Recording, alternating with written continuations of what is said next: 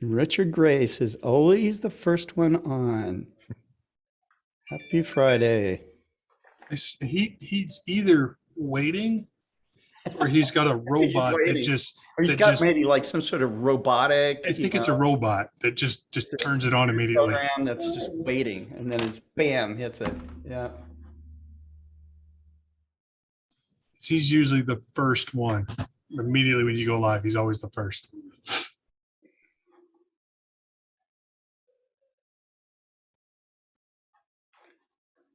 Go. We're going to share this program with astrophotography groups.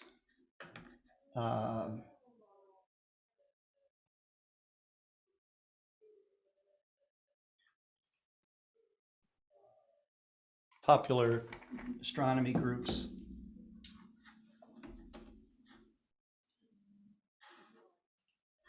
I'm going to step away for just a minute to grab something else, and then I'll be right back.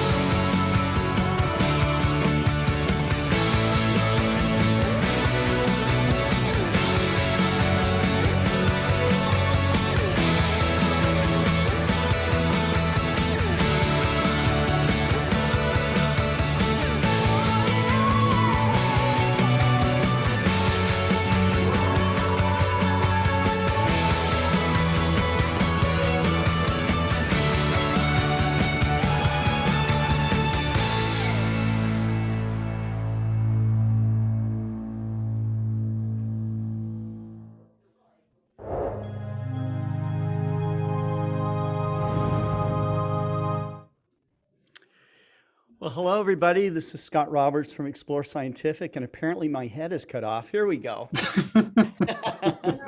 um, Explore Scientific and the Explore Alliance, and this is the 17th episode of Focus on Astrophotography. Tyler Bowman's special guest is Jason Genzel, otherwise known as the Vast Reaches. You're going to see him on social media and more recently as a contributor to Astronomy magazine. So it's great to have you guys on today, and I'm going to let you take it away. Take it away. Well, I hope everybody's doing great today for this Friday. Here in where we're located, it's dreary, nasty, ugly weather. But I digress. We have a special guest. We have the Vast Reaches, or AKA Jason Genzel.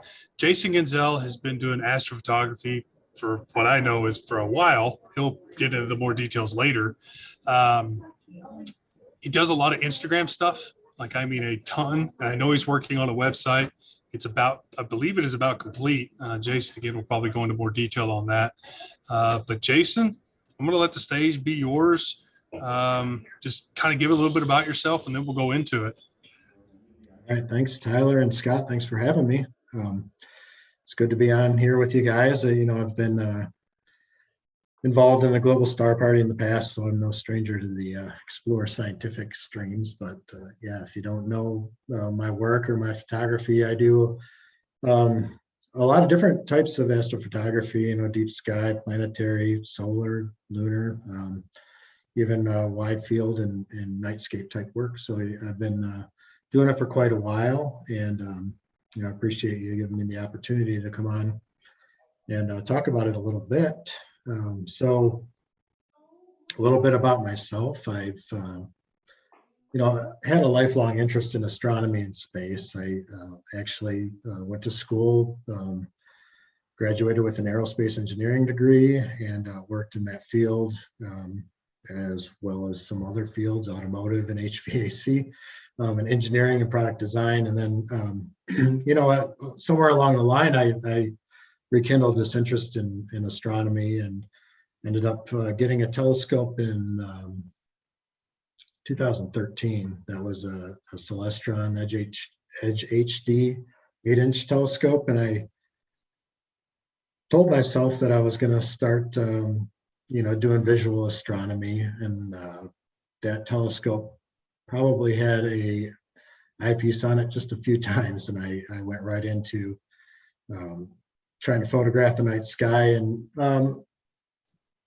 started with limited success. And over time, I, just kept plugging away, learning the ropes, as you say, and kind of expanded my collection of gear, and guess the rest is history. I started sharing it widely on social media, and kind of gathered a following there, and just expanded out. But I still, even though I kind of started in the deep space astrophotography game, I kind of expanded out into wide field work, and I guess in some respects worked a little bit backwards there, starting off with the challenge of imaging with an SCT, and then getting a DSLR on its sky tracker, and just going out to dark sites and working that way. So yeah, it's been a kind of a wild ride, a lot of twists and turns, but here I am. So behind me, Go ahead. Sorry, Jason. Yeah, no problem. I've got my first, telescope I had as a kid, and then kind of graduated to this on my right hand side is my Explore Scientific 152 that I do my solar imaging with. And I've got my other pieces of gear kind of surrounding me. So wherever this conversation takes us, I'll have something to talk around. But I don't want to talk over you. Tyler, did you have a question? No, you bring up a good point, because last week's episode, we talked about the struggles of, in case people decide to jump just straight into astrophotography, people always like to go in for the higher focal lengths. So we kind of talked about a little bit that there's a little bit of a struggle when you're going at 2,800 millimeters of focal length, especially beginning in astrophotography. And you also mentioned that you started out with a DSLR. Can you kind of go a little bit into a little bit more details of how you overcame those obstacles for the audience in case they have done that or are in that current position right now? Yeah, sure. And, I'm not, if there's any questions in the chat or anything, let me know. But, I'll just start off by saying actually, here, I've got props. This is the camera I started with. This is a Canon T1i. So it's just a Canon Rebel camera. Very entry level. This camera I bought in 2009, started off shooting landscape photography was really my interest, but I dabbled a little bit in shooting the night sky.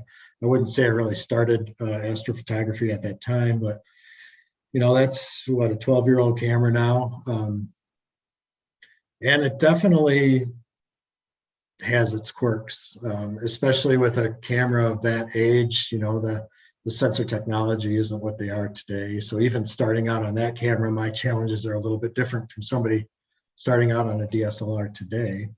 But I basically strapped that thing on the back of my SCT, and I tried my hand at deep space photography, and I learned real quick that that's not an easy thing to do. My original telescope kit was a Celestron AVX mount with that SCT on top of it. And wow. Anybody who knows anything about mounts knows that is probably not an advisable combo to start off with. One of the struggles with a mount like that, and I still have it, it's sitting over here to my right, but one of the struggles with a mount like that is it's got, you're pushing it to a higher than advisable capacity with that setup, and it's a basic mount. It's not precision machined. It's got a lot of tracking error when you magnify it to that kind of focal length. I started off shooting that SCT at f10, so that's an 8-inch SCT, so it was about a 2,000 millimeter focal length. And when you're zoomed in that far, as the mount tracks across the sky, it drifts. And that was something that I was always having to compensate in the beginning with. I could only shoot, say, for 45 minutes or an hour before the whatever I was trying to shoot drifted out of my field of view. Not only that, but simply finding an object was a challenge, lining it up. So, the steps I kind of went through with the DSLR is I first just, used the hand controller of the mount and tried to line up something. I'd shoot for a little while until it drifted out of the frame, then I'd have to recenter it, and it's a very cumbersome process. So I, learned a bit about plate solving, and using software to point the telescope helps tremendously.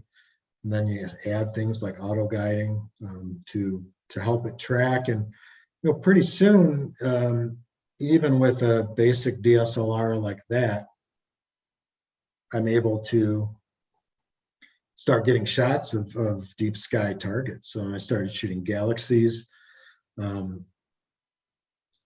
Surprisingly came out pretty well, considering the technology, but I think it takes on some level a stubborn attitude to get the job done when you're starting out. And I think a lot of astrophotographers they don't like to hear, no, you can't do that. They'll just, kind of force it. And that's what I did. I just, I plugged away with it until I decided, or I told myself that, all right, I need to invest in something a little bit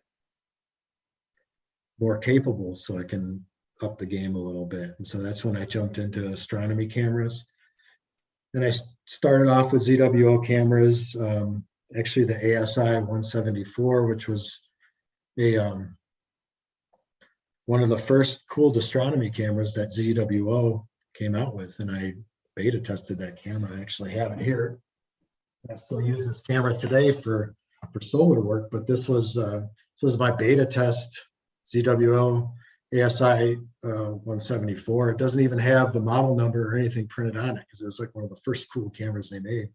But you know, the jump from DSLR to cooled astronomy camera is astounding. And I didn't only go to a cooled astronomy camera, but I went to a mono camera, which opens up a lot more capability and a lot more flexibility in how you shoot. So that's, you know, that was one of the jumps I made. And it wasn't but a few months later after I realized what's possible that I moved into the ASI 1600 monochrome camera. And that is a venerable workhorse. You know, there's literally thousands of hours I have on that camera of capturing targets in deep sky. And I've had problems with that along the way too, but I still use that camera today, and that's been just a workhorse for me. Yeah, I started out initially in astrophotography with an AVX, and I believe it was an Orion 120 ST. And I think the telescope weighed more than the mount, which it just felt like it did because it was a steel tubed telescope, and that's what got me bit in the bug for astrophotography. And I won't tell my wife this, but that's the reason why I spent so much money. And she knows that I spend quite a bit, but I mean, I love the hobby. I like the people that it kind of keeps us around. It's a small niche community. I love the individuals that I always get to meet or will get to meet. I've met a lot of people compared to just doing normal work, because I'm glad that I'm here at Explore Scientific for that reason, because I get to still enjoy my passion and help others achieve that passion that they're trying to get to, and meet a lot of cool individuals along the way. But I never tried the combo with the AVX and that C8. I've always pondered that assembly together, because I mean, even with that 120, I was pushing the limit with that mount. So I never understood why they sell it together as a combo kit. I never did. Well, I think, you know, visually it works just fine. Yeah. And, you know, I think it's easy to reflect on that and think, well, you know, I right away used it outside its intended purpose. I mean, it's not sold as an astrophotography kit, and I think the expectation that it would work was a little bit naive. But I mean, it did work, but not without a lot of work. But you know, I still use that mount all the time, and it's awesome for a lightweight setup. I use it, you know, I'll put my DSLR up on top of it. Well, right now I'm using a wide field. The TPO ultra wide, which is 180 millimeter. Yeah, that's a good little. And that thing, it carries it no problem. I have it on a side-by-side plate, Nice. which I can, you know, I can show later. But yeah, so I mean that you just have to use it within the bounds of what's reasonable, and I had success with using it with an 8-inch SCT, really with wide field, it excels, and using it for planetary work too, because, you know, the tracking precision is not as critical with planetary, because in software you can follow the planet around the chip. Like move, all right, 10-second shot, move, 10-second shot. So I noticed that you have our Explore Scientific 152 in the background. Yep. I'm assuming that's what you use solar imaging with that 174 cooled camera. Yep. Explain some of the trials, and if you have ever had any issues, because I've tried with the cork. It is I cannot do it. It's we get into that patience game, and it's just at that 4 times Barlow with that magnification on that cork, it's hard for me. So I want to know how you do it. That way we can help the audience if they decide to travel down that path. What's some good tips that you could share with us to kind of get us going for solar imaging? Because I'd like if you could share some images as well.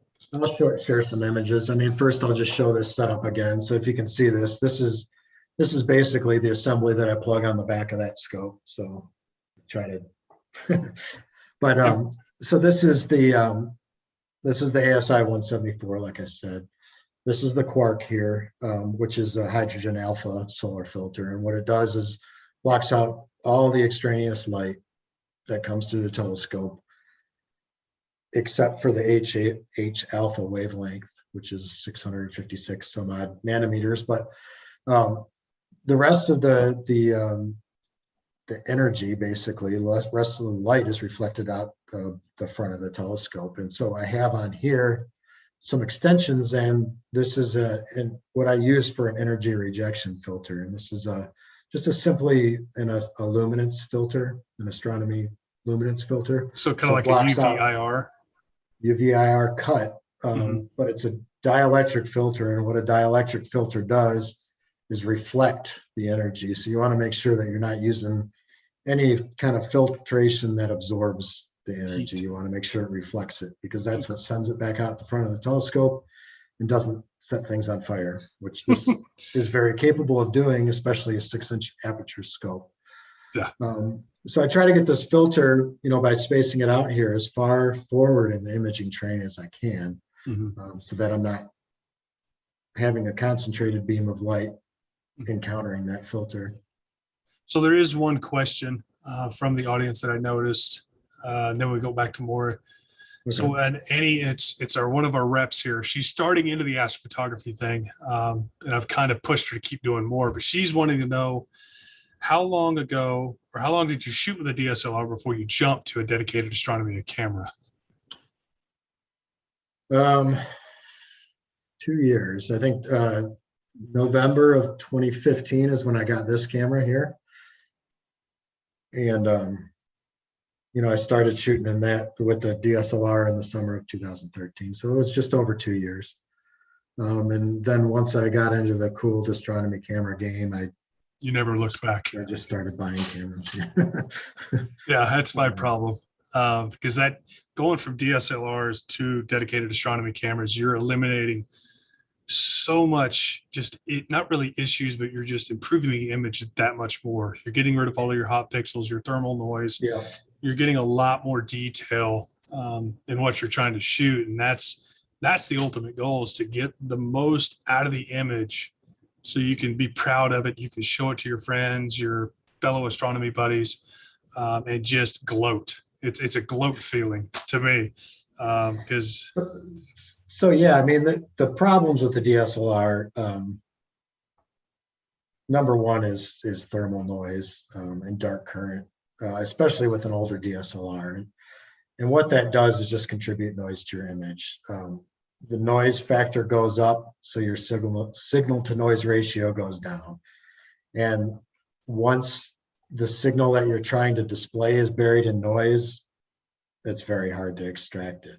And that's what a mono astronomy camera gives you, is higher signal to noise. So you can extract the signal of what you're trying to shoot and display it above the level of the noise. And that's something I always struggle with my DSLR camera, especially this T1i, because there was fixed pattern noise, there was thermal dark current noise, and I was always fighting that in processing. I got really good at processing those things away, starting with a camera like that. And in that regard, I don't dismiss it as the improper place to start, because I think it teaches you a lot about how to handle your images. But it definitely teaches you the basics. And I always, because everybody's got a DSLR somewhere. Either your mom's got one, your grandparents, your sister, just anybody in your family group's got a DSLR. Especially starting out, it's great to shoot with wide field, because it eliminates some of the errors, so that way you can learn how to polar align, and you can learn how to balance and get all the proper techniques done to eliminate all the star trails that you see in your images. You learn about the Rule 500. So it's a great entry point, and to get started, all you need is a tripod to DSLR. And I encourage people to start that way. Even though I didn't, I think it's a good place to start. Just say a star tracker and a DSLR, because you can learn things like, you're going to have to know these things, even if you start with a mono camera and a full telescope. image calibration, using dark frames and bias frames and stuff like that. Though those skills are necessary. And if you jump right into a huge telescope and long focal length, you're just complicating things, trying to learn how to handle that kind of focal length on top of how to properly calibrate images and stuff like that. So I've got here what I like to use for wide field is Skywatcher Star Adventure, and just a simple sky tracker that'll allow you to take a camera and a lens, go outside, point it at the sky, get some well exposed images and work out those kind of issues. I mean, that's, then, go ahead. Go ahead. Oh, you can go ahead, sir. No, I said, and then you can step up to say, a telescope and kind of know what you're doing. Yeah, I mean, basically learning the level of the tripod, do the 500 rule depending on your lens cell or lens, and just go shoot, and then just get better at it.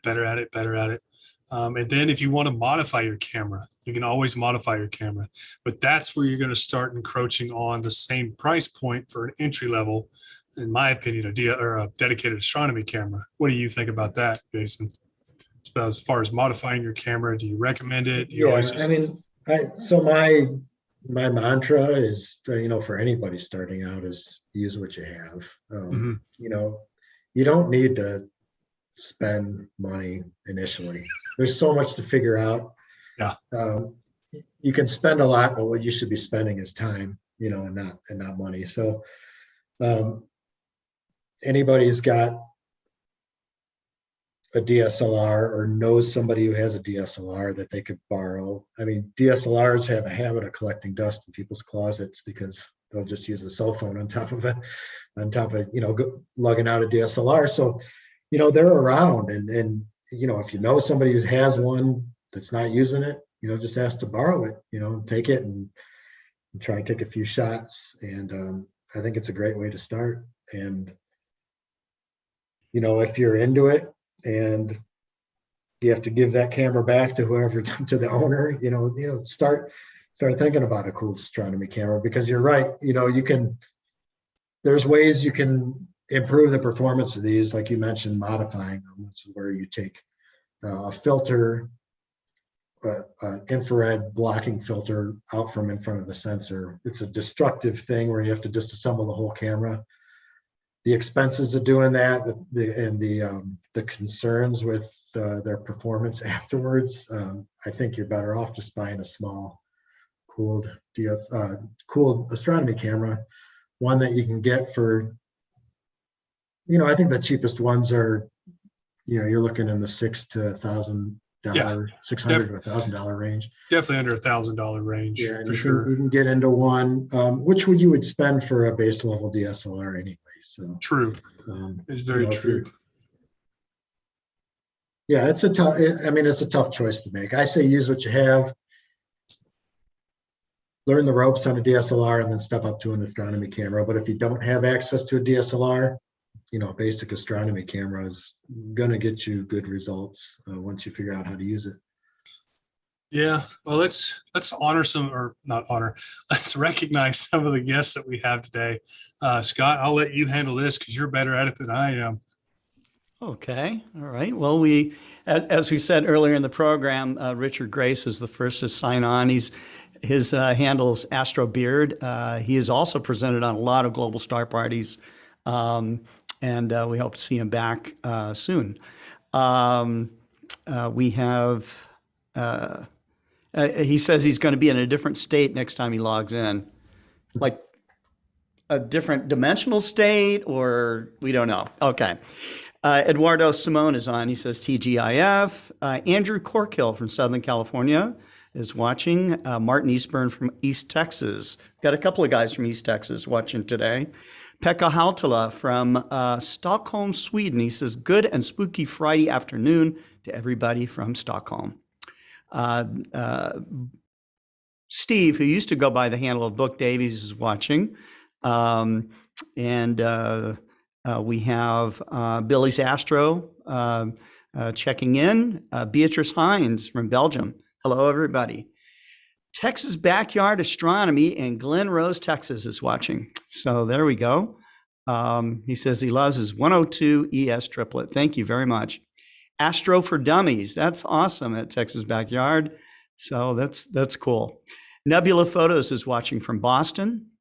We've got Jim's Astro watching here. Says hello to everybody. Harold Locke is checking in, saying hello to all of us. And let's see, who else? Josh Kovac. See, any questions, any comments? I let the guy in Glen Rose know that I camped out there when I was a Boy Scout. They have these dinosaur tracks. Very cool place. He lives nearby the park. And I think everybody's just greeting each other here, which is kind of cool. Yeah, there's been a lot. There's been a lot of chatter. I asked the question because you guys were talking about shooting with a long focal length scope as like you're getting started. And a number of people here actually did that. Some of them were successful right off the top. Others might have struggled a bit. Annie Scarborough from Explore Alliance wants to ask you, Jason, how long were you shooting with a DSLR before you got a dedicated astrophotography camera?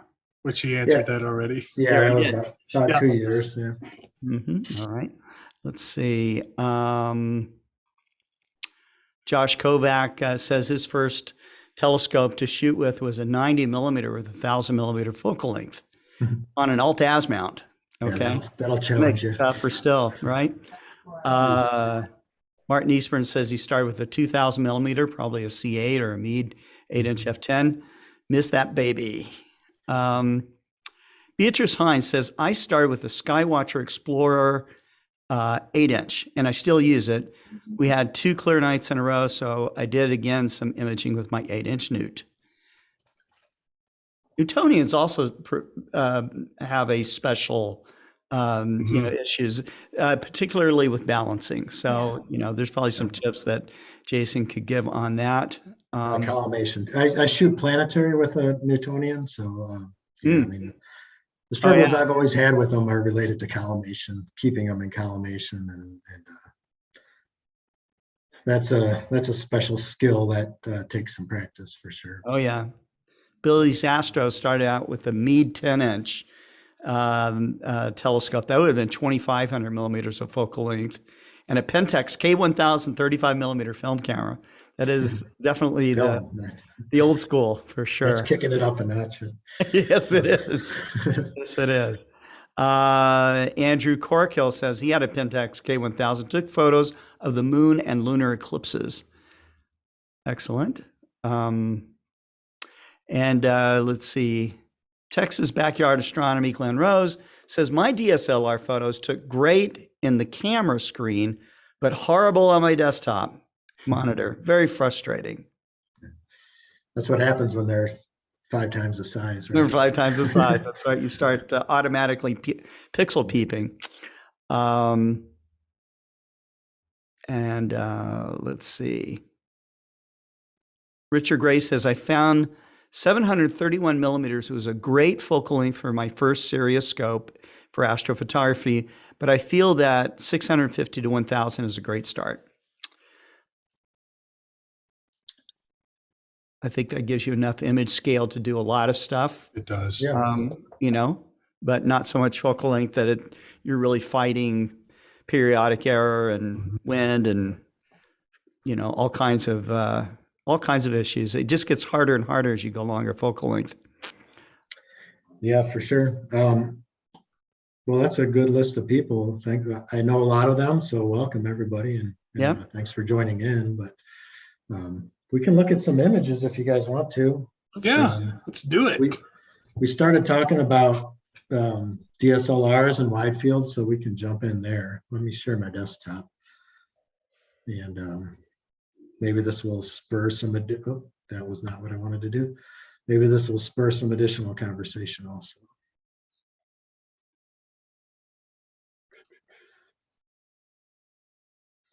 All right. share my screen. Mike Wiesner says he started with 120 roll film on a 3-inch Newtonian reflector in the 1960s. All right, are you guys seeing my screen here? We are. We're seeing the Okay. thumbnails. Yeah. All right.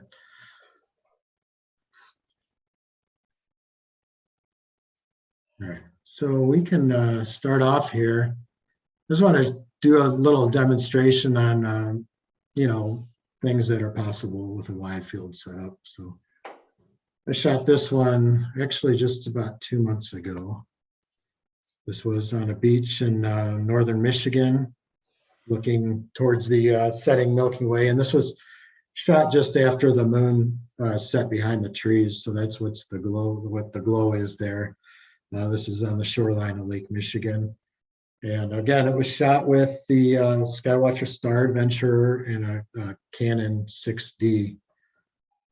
Looking along the coast, and I shot the It's very serene. image. Yeah, it's a I think I called this shot tranquility because it was just a dead calm kind of situation. I like the framing here because the beach kind of lined up with the Milky Way above it. I didn't really realize it at the time, but I kind of settled on, for these wide field shots, doing 2-minute exposures with a DSLR, and I shoot this at, moderate ISO of 1600. And this is with a 14 millimeter camera lens. So really, really wide angle lens. And 2-minute sub exposures. In this case, I did 3 shots for the sky and 3 shots for the ground. And then they're blended together and in software, after the fact to have both elements sharp. So the sky is tracked. I have the sky tracker running to shoot the sky exposures. Then I switch it off and I shoot the ground. And then those are blended together. So you get both aspects of the image in sharp detail. I'm never able to do this ever. Well, I was doing astrophotography for a long time before I kind of got into this. And it's funny because a lot of people start this way, they get into it shooting the wide angle stuff and then graduate into the long focal length. I kind of did it the other way. And I figure that I kind of say that I graduated into doing the wide field because, I understood the basics of image stacking and calibration. And I use those techniques to edit these photos. But there's this one and, similar process to do this shot. This is a natural arch in northern Michigan also with the summer Milky Way kind of rising behind it. So this is looking towards the northeast. You can see the North American Nebula and the Milky Way and the elephant trunk and things like that. So intense amount of air glow on this night, and the air glow is just the ionization in the upper atmosphere, which gives that green and magenta glow to the sky. Yeah, I need to do more DSLR work. Yeah, I really like it, especially if, well, I didn't mean to open up Photoshop, but if you can find yourself in a nice dark sky location. Now, these are TIFFs, that's why they're opening in Photoshop.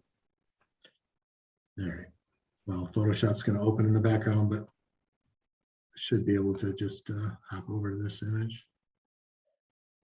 Oh, come on. Technical difficulties.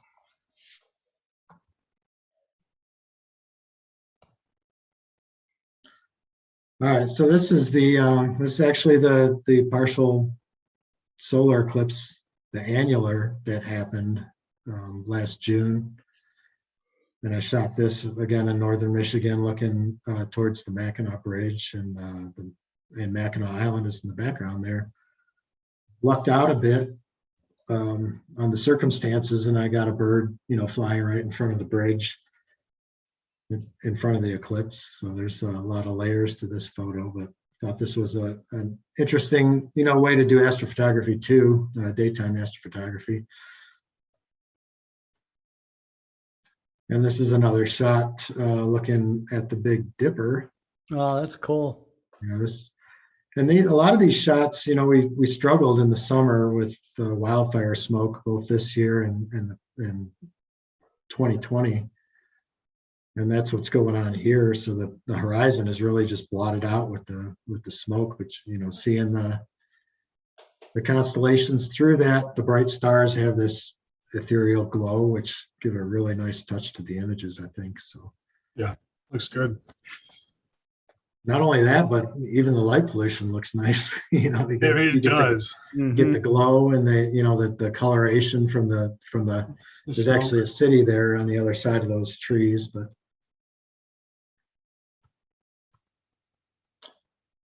and here's a demonstration of a night under dark skies with 3 telescope rigs running. This is a video, which I will loop. There's a question from Annie Scarborough. She's wanting to know, Jason, do you only use Photoshop to edit your photos? So I use Photoshop, mainly PixInsight and Photoshop, although I use other tools. I used to use PixInsight a lot more, but as time goes by, I find myself relying more and more on Photoshop just because of the flexibility, and it's a little bit better at creatively interpreting your images, I think. So yeah, I use Photoshop mostly to finish my image and do some color work, but PixInsight to do pre-processing and stacking. So what you're looking at here in this image is my telescope's tracking the summer Milky Way, the moon rising, and then the sun rising, which whites out the whole scene. But you can see me over here on the right, fiddling with my DSLR on the Star Adventurers, shooting the Milky Way. So that's kind of what I'm doing over there. I think this was in 2020. So you can see not only the summer Milky Way, but Jupiter and Saturn in the frame. So I see you're side by side. It looks like the Orion. Is that the AVX? Yeah. That's the AVX with, I believe at this time I had, I've got the ASI 183 with a 50 millimeter camera lens on it. And then this is a guide scope on the other side. But I was having trouble with it, so I threw in the towel, literally, at the end. But I've got the Celestron 8-inch Rasa I was using at the time here, shooting some targets. And then, like I said, the Star Adventurer with the DSLR on top. That gives you an idea how busy you can be shooting with a DSLR. You can see me fiddling with it. That's right. Yeah, there's no rest when you're doing astrophotography because you're always curious or wondering, is everything going to work right? Do I need to stay right by it? I treat it like my kids. I'm literally hovering over it just to make sure that like, you get to the point where I don't know if it's overconfidence or you're overzealous, but you're a glutton for punishment when you set up three setups. I mean, there's no sleep whatsoever here, but and this is an example of astrophotography in heavy light pollution. This is looking over a town, Mackinac Island, Michigan. Again, looking over the same bridge I shot the eclipse through, but you can see the summer Milky Way behind the town here. So this is shot in HDR fashion, where I take a bunch of different exposures to properly expose all the layers of the scene. Really cool.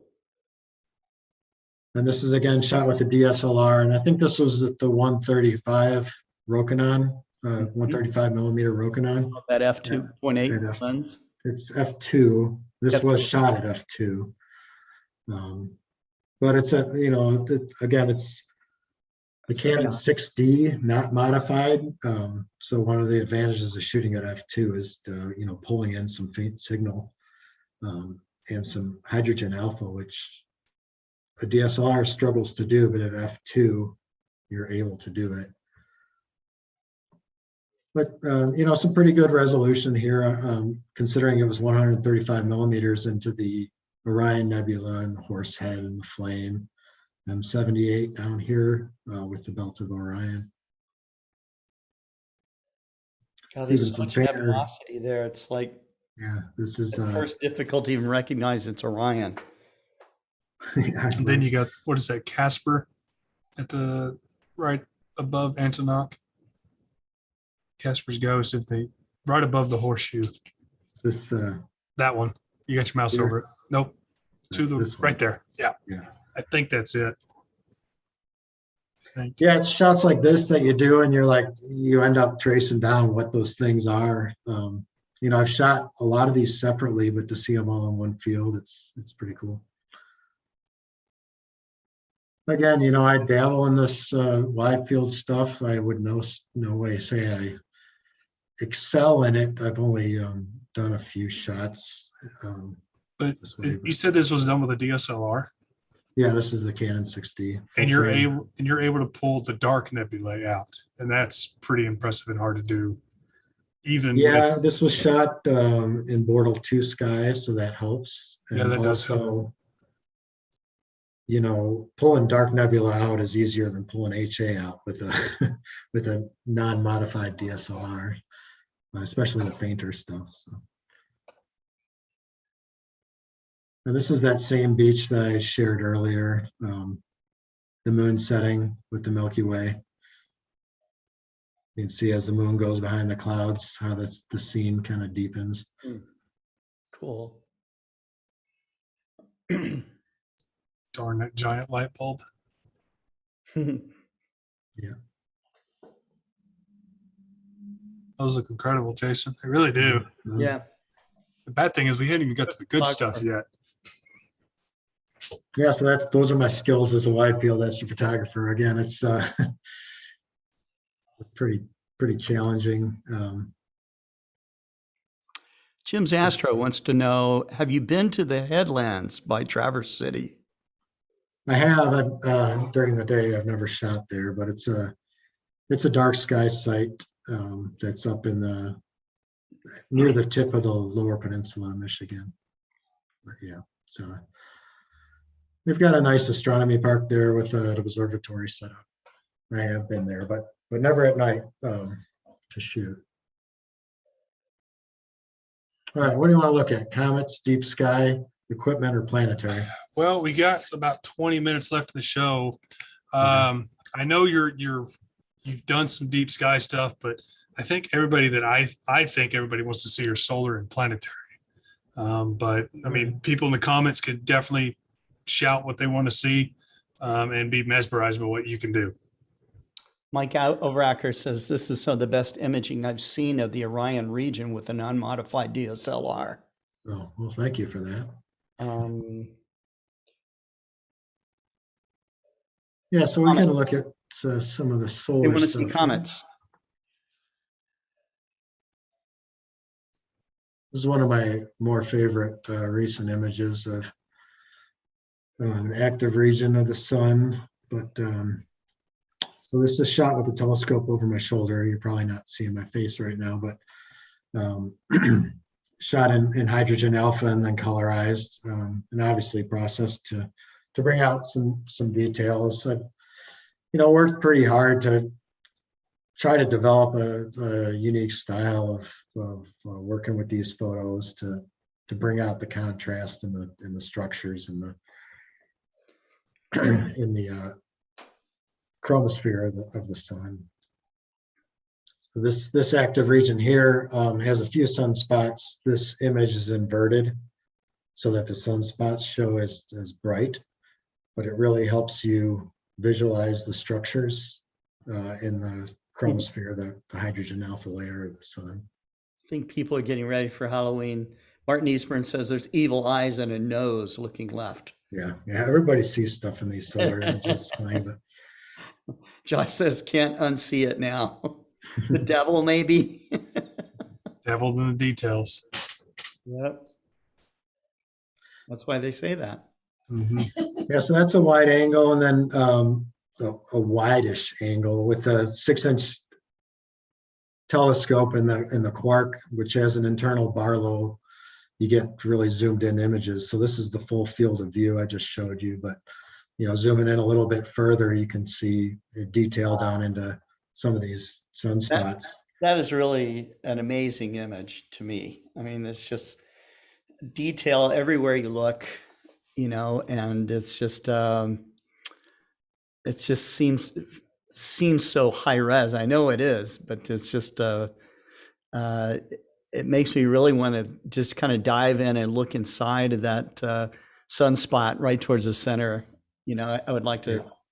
to see it magnified many times. Yeah, that's about as close as I can go and not have it fall apart. But it's this is a large sunspot. I obviously put the Earth there to scale, but just phenomenally large structures on the sun when you get down to it. But the images like this are really challenging. They rely a lot on the stability of the atmosphere to get those detailed looks.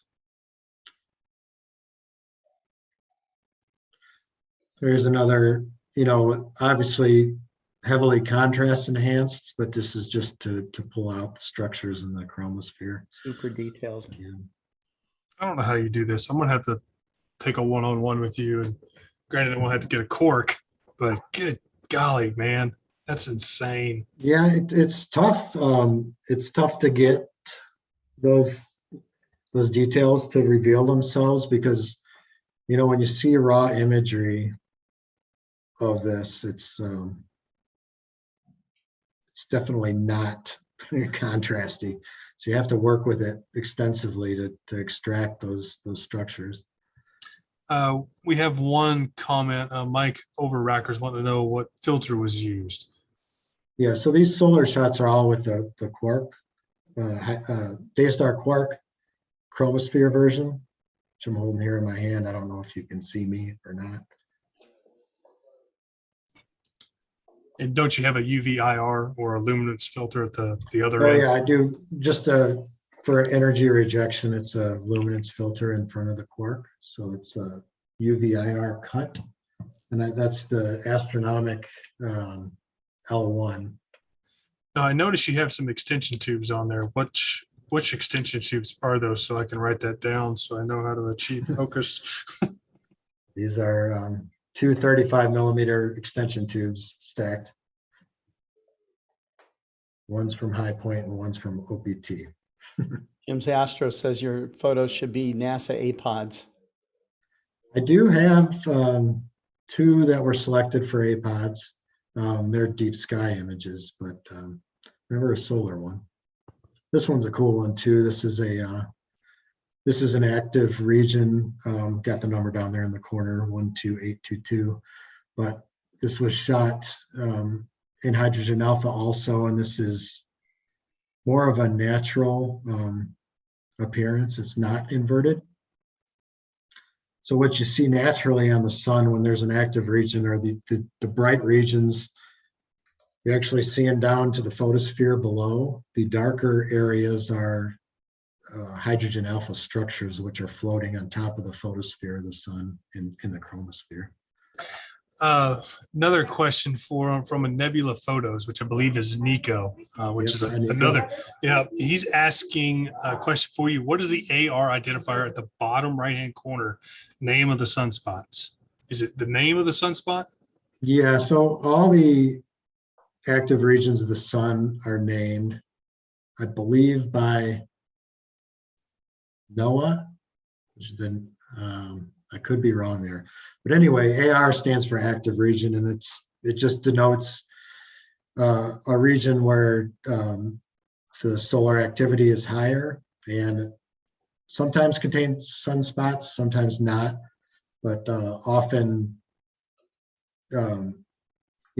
brighter areas in the surface of the sun than areas where the magnetic field is more twisted or active. And so they're designated a sequential number.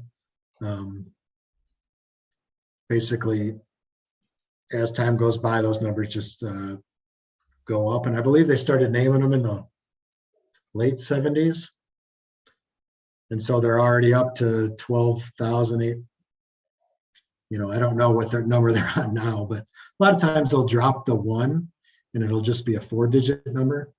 After they reach 10,000, they don't include that first digit identifier often, but yeah, so that, I hope that answers the question. It's just a, it's named, if you go to like spaceweather.com, you can find out what active regions are currently on the sun, how many sunspots they contain, all kinds of properties. But yeah, good resource is spaceweather.com, and there's an app, Space Weather Live, which works on Android or iPhone, and that'll show you aurora forecasts, sunspot forecasts, or sunspot activity, flare forecasts, and all kinds of imagery of the sun. It's worthwhile download if you can get it.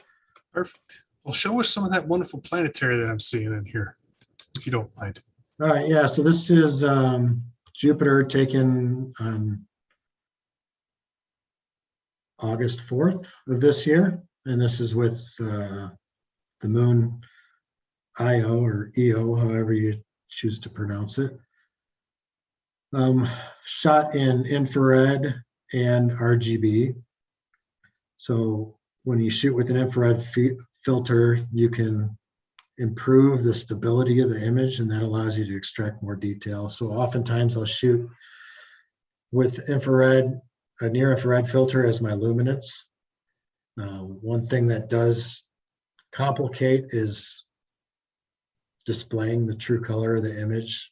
Infrared will display certain features brighter, like the great red spot, so it ends up with more of a pale salmon color. But it does allow you to pull out more details in the surface, and also details of the moons. And one of the things I liked about this image is there's actually some detail You within can the see surface some.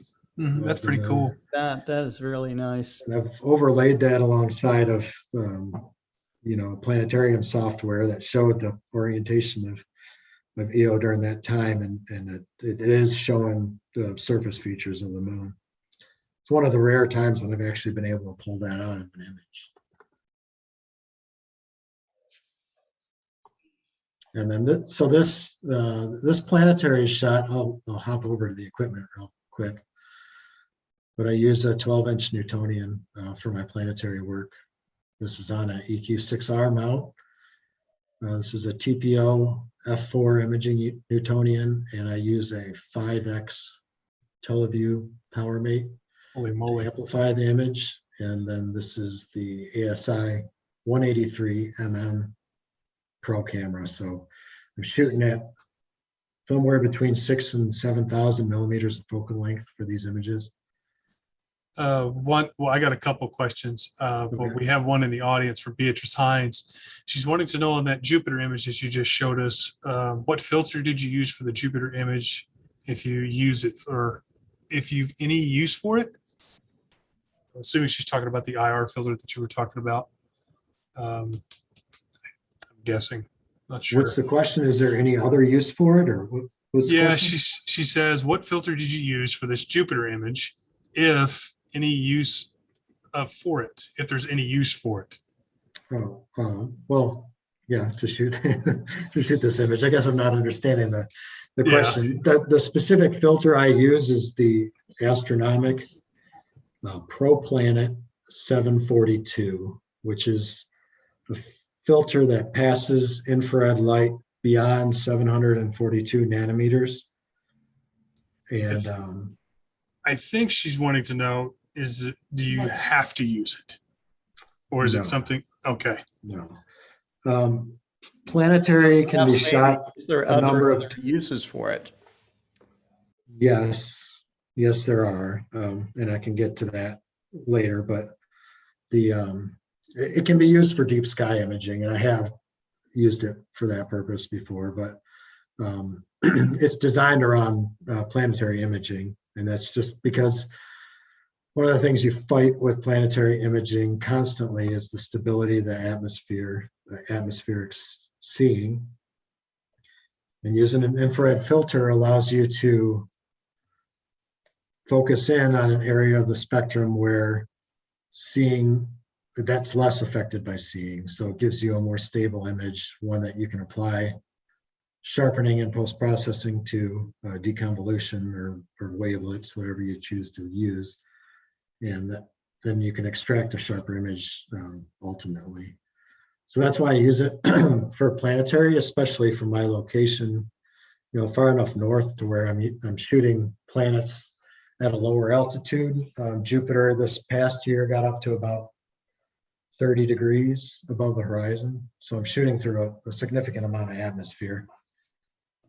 And using a filter like that helps definitely. So I shoot through the near infrared filter and then through a red, green, and blue filter on a mono camera, and then assemble those images in post to a full color image. Now, again, because I'm using the luminance layer as the near infrared, it's not necessarily a true color image anymore, because you're seeing the luminosity of the infrared, and that affects the way the colors are represented. I hope that makes sense. Yeah, it makes sense to me. Well, it's getting close. Do you want to keep trucking along, or do you want to? I'll hop through these really fast. Some of the things that might be interesting to people. The Great American Eclipse from 2017. This was shot through a DSLR and Wow, that's nice. 600 millimeter camera lens. Yeah, I love that. You can see the earth shine. Yeah, and you can see all the coronal loops out here above the active regions especially. So I thought this was a really cool shot. HDR processing, so I shot all the way from, I think, 8-second exposure to get the earth shine on the moon, all the way to like 1/4000th to get some inner details of the corona. Is that a prom at about 5 o'clock on that shot? Yeah, this is the same shot, but just this is the short exposure version. Yeah. So you can see the prominences hanging out around the limb of the sun. Very nice. And then, some other ones. This is shot of Venus. Yeah, this blows my mind. Yeah, this was with the in near infrared, green, and ultraviolet. So it's a false color image encompassing more than the visual spectrum. But using those 3 channels, you can get a color image that way. There's a couple of views of Venus. And Saturn, this was from this past year. One of my better shots of Saturn through that 12-inch Newtonian. Cool trick you can. Sorry, Jason. Yeah, go ahead. What's the focal length? Because you said you used a 5x Barlow with that. So what would be? Yeah, it works out to somewhere around 6,000 to 7,000 millimeters. God, that's crazy. And then this, one of the cool tricks you can do with post-processing, this is done in software called WinJupos. It allows you to do projections of your data. So it takes your image of the planet and it transforms the geometry through some mystical process to give a polar projection. So we're just basically using my image to look straight down on Saturn. Yeah, that's very cool. But you can see then the shadow cast by the sun back in the rings. The X shape of the, at the pole. Partially resolved, I'd say. If you squint, maybe it looks like a hexagon. But yeah, that's the polar storm. I don't know if it's a storm, but the polar structure on Saturn that is in the shape of a hexagon.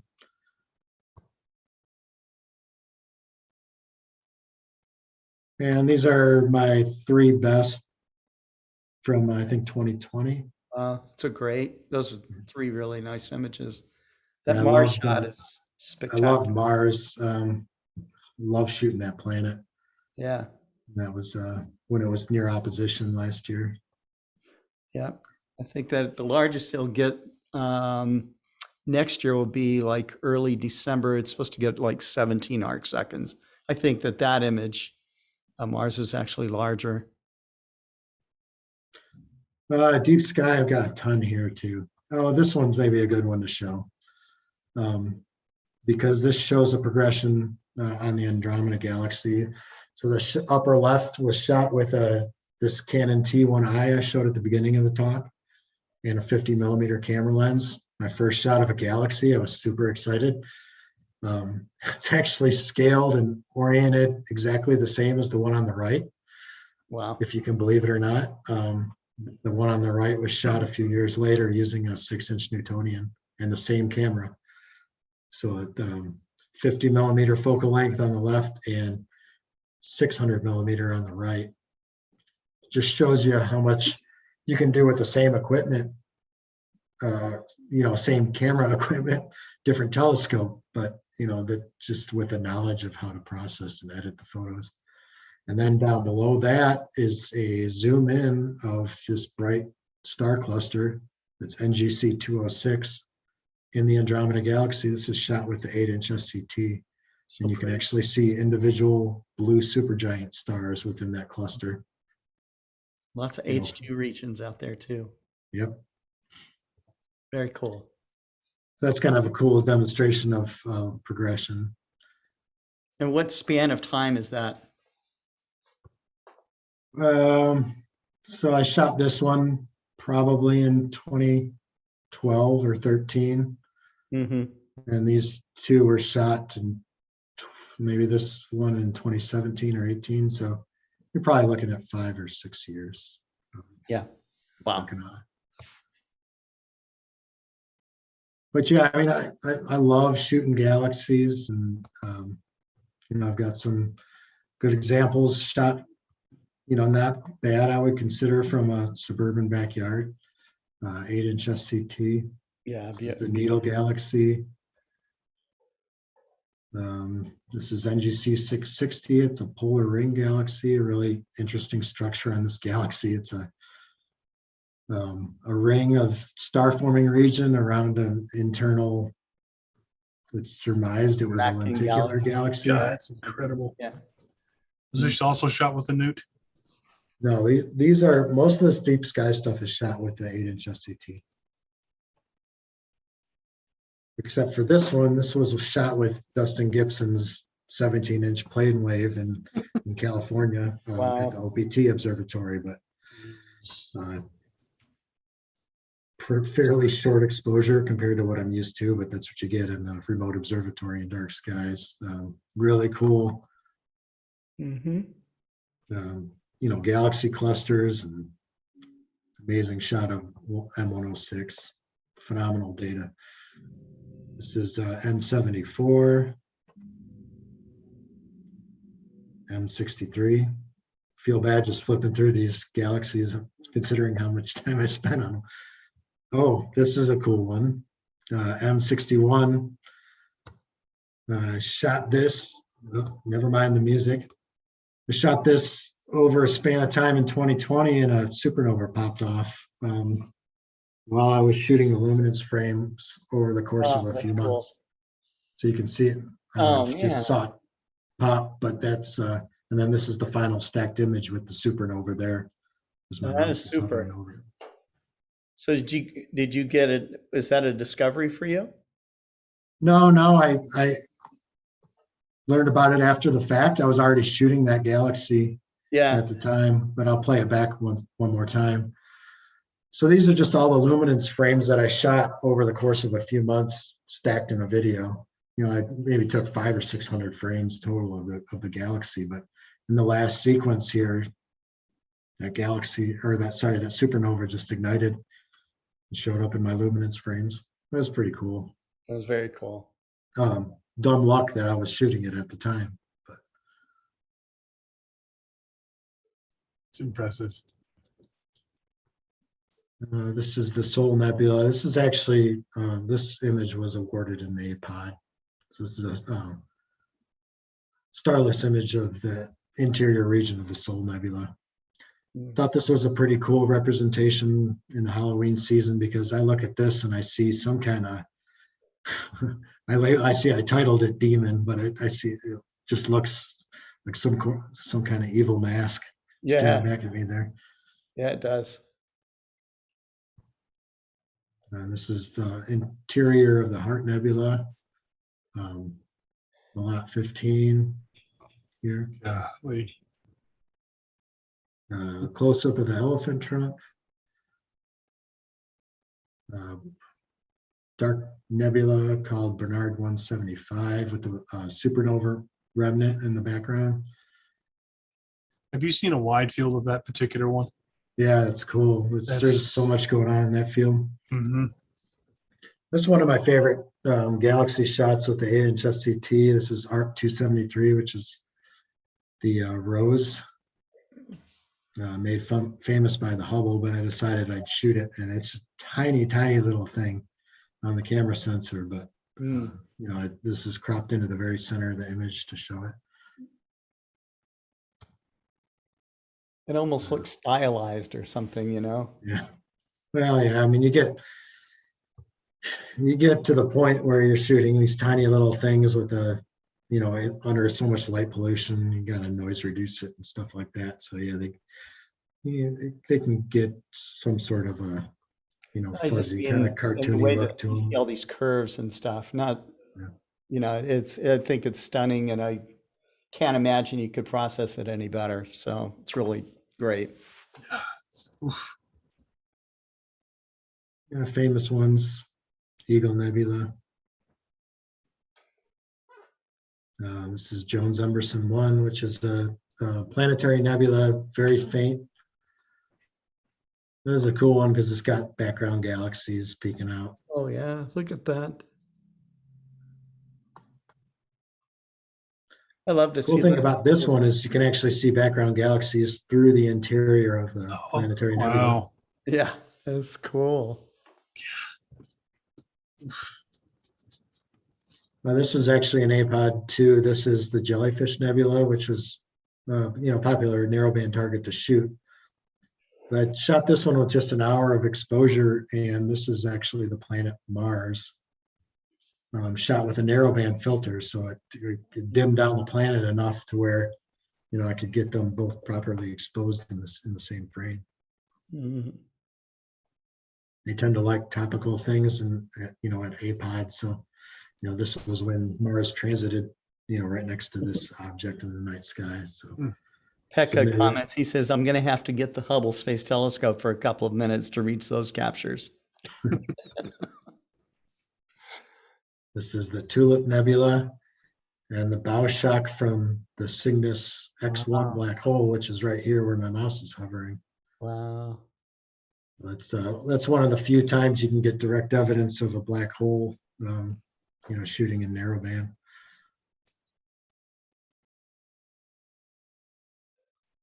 We're definitely going to have you on again to show us more of your imagery, because you could go on for hours, couldn't you?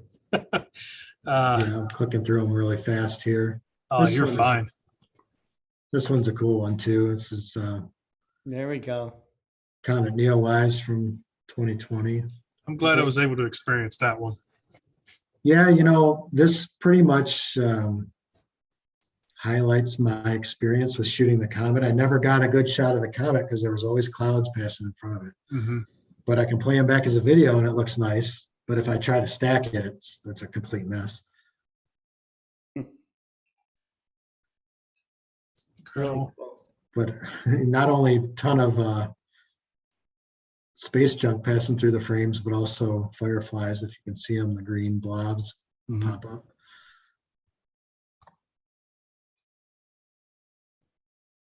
Yeah, I think I had one more of these. Yeah, this is a different night. But again, trying to get a shot of the comet and, house gets in the way and darn houses.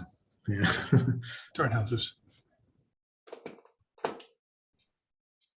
Let me silence the music here. But I went to a local park and shot it one of the first nights I could at evening. As twilight was setting, I was able to get the comet.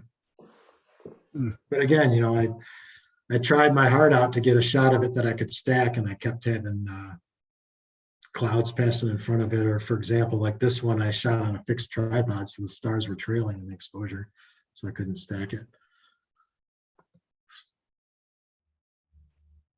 But I did get my SCT lined up on it, and I got this close up of the nucleus of Neowise. So this is at 1500 millimeter focal length. That's crazy. Yeah, you can It's, kind of see like the shell within a shell type of Mhm. effect, from the jets, Mhm. the comet's spinning and then you got stuff spewing out and then solar wind pushing it back. Hale-Bopp exhibited that effect really vividly, yeah. but you can see it here too. All right. Well, so I lined up a bunch of my equipment next to me to show you guys if anybody was curious, but I guess I'll just pop this image up there. So these are 3 setups I was using at one time, but this is one of those nights where I got in over my head and set up 3 rigs to shoot. And, I was shooting with the 8-inch RASA, the 8-inch SCT, and then the Explore Scientific AR-152. I started shooting narrowband with that telescope because it does really well. And I'd like to return to that at some point, but I've got a couple images that I shot, with that telescope in narrowband, and they ended up being really nice. Um, there's a couple of comments here. Pekka says comets make astronomy so full of life. Ernie Jacobs says, in one of the Star Party events, Jason talked about identifying quasars in his images. That'd make a great topic for a future show. Yeah, you might read about it in Astronomy magazine too. There we go. Subscribe to Astronomy. Yeah, I actually did a project over the last month or something detailing that process. So yeah, it's definitely an interesting one for a lot of people, but I've got kind of a methodology ironed out to quickly hop through and identify those kind of distant objects in the night sky, because you look into images like let me find one where I've got a distant galaxy. Here's one that's going to open it in Photoshop.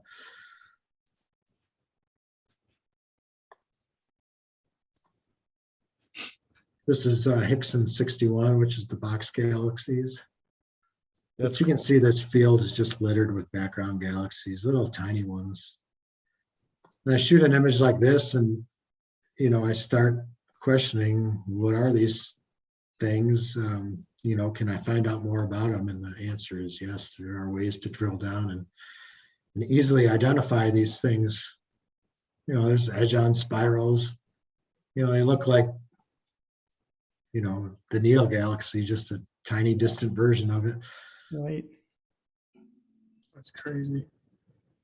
But there are quasars. Actually, this right here, this blob in the arm, this is NGC 4173, I think. Don't quote me on that. But this is a distant quasar here, I think about 9 billion light years distant, that you can see through the arm of the galaxy. Pretty amazing what you can do with a backyard scope when you really drill down into these corners of the image. Pretty amazing to see the dedication you have, Jason. That's awesome. No, thanks. We kind of talked about it in the, when we first got on the meeting before there was an audience, but it starts to be a time-consuming endeavor. And, I've gotten to the point now where I capture stuff faster than I can get through, edit it, analyze it, share it. I've talked about making videos on this stuff and getting into that whole realm of, video tutorials and walkthroughs and stuff, but life's responsibilities get in the way, and I'd like to carve out time for it. I struggle with it now, and hopefully, things open up a little bit and I'll be able to get a little bit deeper into that. But, I do try to make it a point to share this stuff on social media and, drill down to these things when I discover them. And I'm hoping to do more of that. I'm putting the finishing touches on, website, blog type thing. And like I said, I'd like to get into making some video content a little more structured to share this in a different format. So But for anybody that's curious, I do, lurk around social media platforms under the name The Vast Reaches, all one word. And you can find my work there. Put it in chat right now, actually. Yep. And I will have a website under that same name, www.thevastreaches.com. Right now, there's just kind of a splash page with a placeholder, but I'm populating that in the background as we speak, and hopefully can publish that soon. there was a question about what you've already published in Astronomy magazine. Yeah, so I just I did an introduction, like an astro imaging profile, which just kind of walked through a lot of what you saw today. Just different aspects of astrophotography I get into, and kind of what's possible, and how I started. So it's a little bit actually about me. That was in the and October issue that you were talking about earlier. October 2021. Yeah, There you go. which Nice. is probably off newsstands now. But You Excellent. folks, also don't forget that we are having an astrophotography contest. Excuse me, I'm getting tired. It is about the solar system. Deadline is this weekend, so don't forget. You can enter through our website under the Explore Alliance page. Under Explore Alliance tab, you go to the events and experiences, and it's the second from the top. This is the solar system astrophotography contest. So hopefully next week during the normal live broadcast through the week, we could talk about the winners on that. And Jason, again, I really do appreciate your sharing your wonderful images, because I could look at them honestly all day and just pick out all the faint details, and I'm sure the audience could too. But again, I really do appreciate you taking the time to come to the show, explain some of the trials and tribulations that you've had with your setup and looking at solar imagery. So that makes me want to get a DAR 152 now and a cork, just to see if I I can know where do you can get the scope.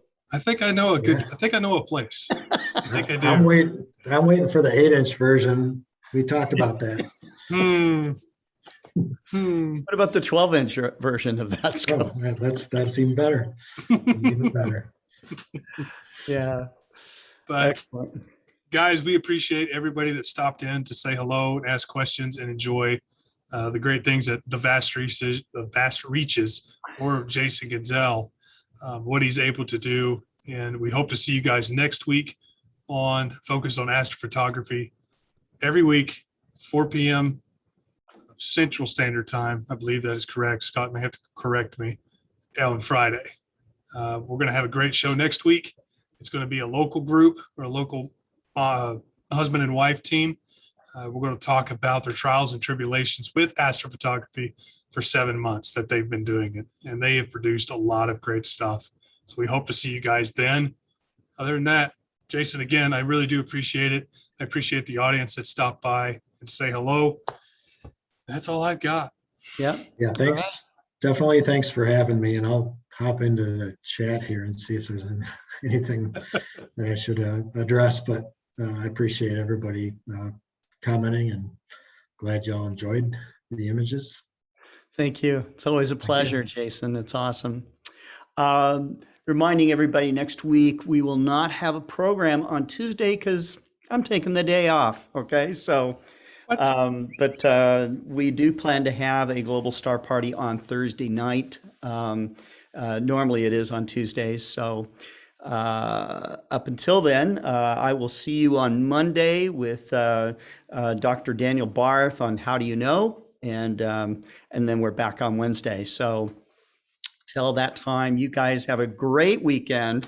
Hope you have clear skies. It's raining and gloomy here in Arkansas, right, Tyler? But Darn it.